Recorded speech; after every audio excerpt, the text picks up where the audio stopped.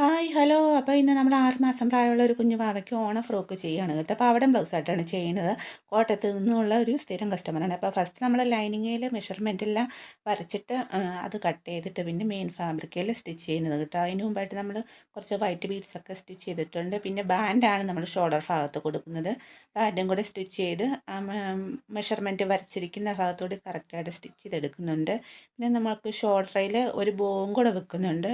ഒരു 4 piece cut ചെയ്തെടുത്തിട്ട് stitch ചെയ്ത് ഒന്നകം പുറം മറിച്ചിട്ട് ഇതുപോലെ ഒന്ന് സ്റ്റിച്ച് ചെയ്ത് ഒരു ബീഡ്സും കൂടെ വെച്ചിട്ട് നമ്മൾ ഷോൾഡറിൽ സ്റ്റിച്ച് ചെയ്ത് വെക്കുന്നുണ്ട്. അങ്ങനെ ബോയ് റെഡിയായി, ബ്ലൗസ് അവിടെ റെഡി ആയിട്ടുണ്ട് കേട്ടോ.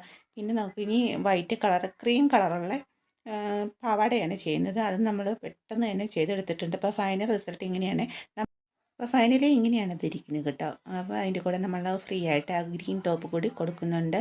അപ്പം നമ്മളത് അയച്ചു കൊടുത്തിട്ടുണ്ട്. അവർ ഫോട്ടോ ഇട്ടിട്ടുണ്ട്. ശകലം ലൂസാണ്, എന്നാലും അവർക്കിഷ്ടം.